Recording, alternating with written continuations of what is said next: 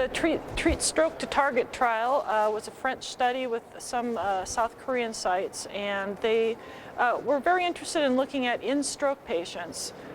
Would additionally treating to an LDL less than 70 provide more cardiovascular risk reduction compared to an LDL of about 100. So this was pertinent because we only had one trial to date, which was Sparkle in stroke patients. So it was, and they're also, the neurologists are always concerned about hemorrhagic stroke with low LDL. So there was kind of an even broader rationale for performing this study.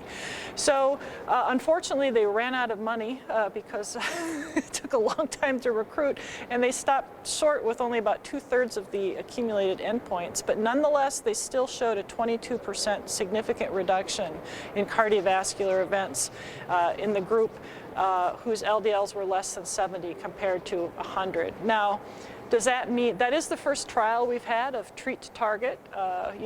When we did the 2013 guidelines, we had statin intensity, high versus moderate. We didn't actually had no treat to goal data, which is why we didn't make a recommendation. But now the question is, well, should we go back? And I think we've kind of gone beyond treat to target in the sense this adds to the data we have that more intensive LDL lowering is better than less intensive LDL lowering.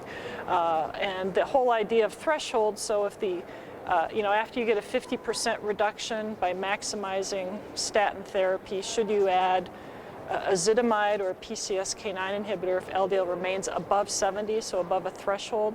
Because it's not mandatory. I mean, there are many things we could do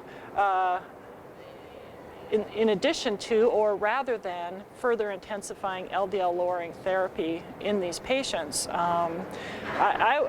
What I've been looking at the data, and we did a meta-analysis, LDLs over 100 at baseline, you get in the trials, if you lower LDL in those trials, you get a reduction in total mortality and cardiovascular mortality.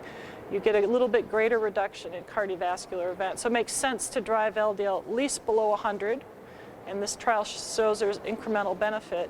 But the question is, if you've already got somebody on high-intensity statin, should you add ezetimibe? Should you add PCSK9 inhibitor? Should you add an SGLT2 because they're diabetic? Should you add icosapent ethyl because their triglycerides are over 150? We have many options now, and I think our challenge now is, what do we do next? Ezetimibe is generic, so maybe that's a little easier decision than putting somebody on a PCSK9 monoclonal antibody. But again, I think weighing the benefits versus the harms, and I will point out in this Treat Stroke to Target trial, there was looks like there was a signal for an excess of hemorrhagic stroke in that LDL less than 70 group.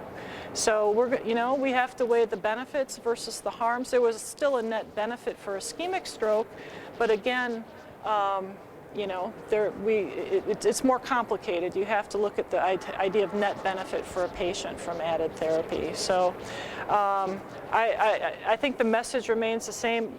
Intensify, high intensity statin to try to get a 50% LDL reduction, add ezetimibe if you haven't, then look at where your LDL is and then decide what you want to, what might be the best option moving forward after that.